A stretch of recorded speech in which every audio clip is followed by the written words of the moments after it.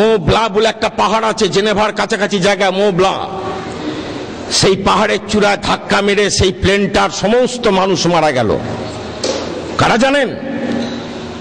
সেই প্লেনে কারা যাত্রী ছিল? সেই প্লেনে যাত্রী ছিল ভারতের আণবিক কমিশনের প্রথম চেয়ারম্যান ডক্টর হোমি জাহাঙ্গীর ভাবা। তার সঙ্গে ছিল 90 জন পরমাণু বিজ্ঞানী ভারতবর্ষের, তারা জেনেভা যাচ্ছিলেন। একসঙ্গে ভাবা সহ 90 জন বিজ্ঞানী মারা গেল পাহাড়ের চূড়ায় ধাক্কা লেগে। 1996 সালে 2রা জুলাই টেলিভিশনের একটা ইন্টারভিউতে রবার্ট ট্রাম্বেল, সিআইএ ডাইরেক্টর, 20 মিনিটের একটা ভাষণ দিয়েছিলেন টিভিতে। পরিষ্কার ভাষায় বললেন যে ডক্টর হোমি জাহাঙ্গীর ভাবার মৃত্যু কোনো নিছক দুর্ঘটনা নয়, আমরা বোমা মেরে হোমি জাহাঙ্গীর ভাবার বিমানকে উড়িয়ে দিয়েছিলাম। কেন? যদি মেরে না দিতাম তাহলে ভারতবর্ষ হতো পৃথিবীর মধ্যে পরমাণু বিজ্ঞানের ক্ষেত্রে সব থেকে উন্নত দেশ, আমরা মেরে দিয়েছিলাম। কে বলছেন? রবার্ট ট্রাম্বেল। কত সালে বলছেন? 1996 সালে, রিটায়ার্ড হবার পর। কত ঘটনা আছে জানেন? এইসব ঘটনার কোনো দিন তদন্ত হয়নি। ভারতবর্ষের বহু ঘটনায় সাম্রাজ্যবাদ যুক্ত ছিল। সাম্প্রতিককালে পশ্চিমবঙ্গে নির্বাচনে বামপন্থীদের এই ফলাফল, বিপুল টাকা খরচ করেছে ওরা। গুজব ছড়ানো থেকে যে কথা বলছিলাম মানুষের ভোট কেনার জন্য, এসব প্রকাশ হবে আগামী দিনে। আমরা আপনাদের কাছে বলি যে আমরা বামপন্থী, আমরা কমিউনিস্ট, আমরা কখনো নীতির কাছে আদর্শ, কখনো আদর্শ নীতি আদর্শের কখনো আমরা বিসর্জন দেব না। আমাদেরকে মাথা উঁচু করে লড়তে হবে। সাময়িক যদি ক্ষতি স্বীকার করতে হয়, ক্ষতি স্বীকার করতে হবে। মানুষকে যদি বোঝাতে না পারি, আমাদের চেষ্টা করতে হবে মানুষকে বোঝানো। এই মানুষ একদিন বুঝবে তার সমস্ত বক্তব্য, আজ বুঝবে যে না, কাল বুঝবে। এটাই আমাদের কাজ, এই কাজই আমাদের করতে হবে এবং সেই কাজই আমরা পশ্চিমবঙ্গে করার চেষ্টা করছি। কি ভাবছেন আজকে? আজকে পশ্চিমবঙ্গে এত বড় একটা পৌরসভা নির্বাচন, এই পৌরসভা নির্বাচন উন্নয়নের প্রশ্ন কমরেড অঞ্জন দা, কমরেড অচিন্ত আপনাদের কাছে বলেছে অনেক কথা। কাটোয়ার উন্নয়নের প্রশ্ন নিয়ে অনেক কথা আলোচনায় আসতে পারে। ভোট দেননি আমাদেরকে, পরপর পৌরসভা আমরা হেরেছি। গণতন্ত্রের রায়কে আমরা মেনে নিয়েছি, মানুষের রায়কে আমরা মেনে নিয়েছি। এটাই গণতন্ত্র। মানুষ যদি মনে না করেন ভোট দেবেন না। মানুষ যদি মনে করেন এদের নীতি আছে, আদর্শ আছে, মানুষ ভোট দেবেন। ওদের মতো টাকা পয়সা দিয়ে ভোট কিনতে আমরা পারবো না। আমরা কখনো ব্যক্তি কুৎসা করে আমরা ভোটে জিতবো না। আমরা নীতির কথা বলবো, আদর্শের কথা বলবো। আমরা কমিউনিস্ট। বলুন তো, গোটা কাটোয়াতে কি উন্নয়ন হয়েছে কংগ্রেসের আমলে? পৌরসভা গোটা রাজ্য জুড়ে প্রত্যেকটি জায়গায় গরিবদের ঘর তৈরি হয়েছে। এই দাইহাট, এই 5 বছর আমরা ক্ষমতায় আছি, সেখানেও 350-এর মতো ঘর হয়েছে গরিবদের। আরো 500টা ঘর তৈরি হবে, তার ব্যবস্থা হচ্ছে। কাটোয়ায় কটা ঘর হয়েছে? কাটোয়ায় কটা ঘর করেছে পৌরসভা গরিবদের জন্য?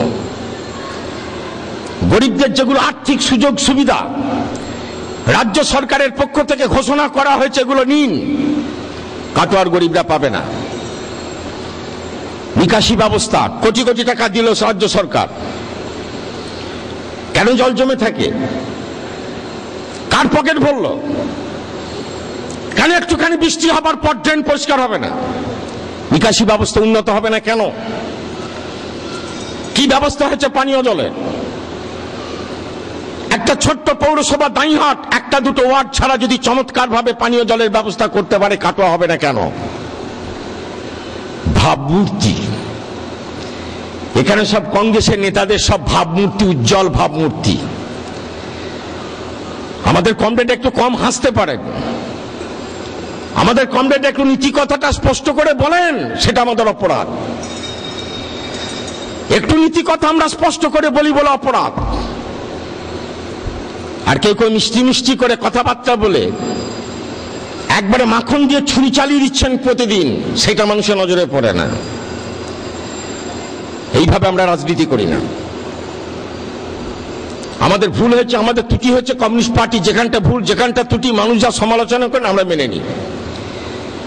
কি দেখছেন পশ্চিমবঙ্গে? একটার পর একটা নির্বাচনে আমরা জিতেছি।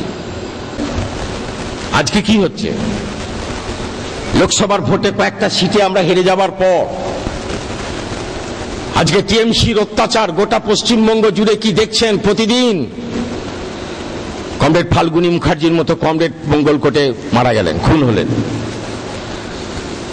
আপনারা তো সবাই জানেন কি চলছে গোটা পশ্চিমবঙ্গে, নন্দীগ্রাম, সিঙ্গুরে।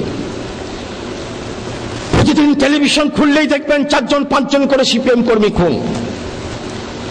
বাড়ি ঘর পুড়িয়ে দিচ্ছে, বাড়ির বাচ্চা ছেলে তার উপর আক্রমণ।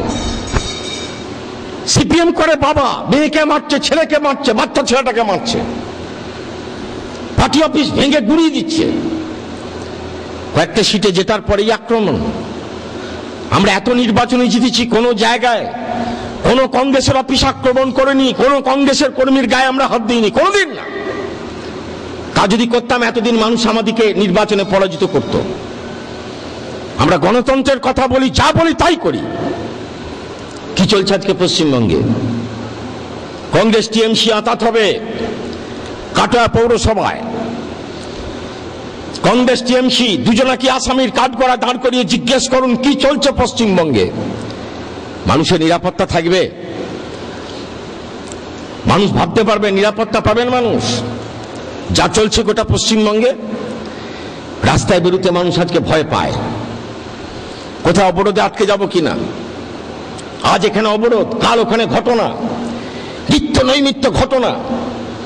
ছেলে কলকাতা গেছে, ফিরছি কিনা, কোথাও অবরোধ হয়ে গেছে। প্রতিদিন দেখবেন প্রতি মুহূর্তে মানুষের মধ্যে একটা অনিশ্চিত, একটা আশঙ্কা কাজ করছে। বাড়িনি বুকে হাত দিয়ে বলতে পারবেন 1 থেকে 1.5 বছর সেই অনিশ্চিত, অজানা, কি হয় কি হয়, এরকম একটা আশঙ্কা মানুষের মধ্যে প্রতিদিন কাজ করছে। এটা কি কাটাতে হবে? এটা কাটাতে গেলে কংগ্রেসকে ভোট দিলে চলবে না, টিএমসি কে ভোট দিলে চলবে না। আপনি উন্নয়ন চান না শান্তি চান? আপনাকে বলে নিতে হবে পরিষ্কারভাবে।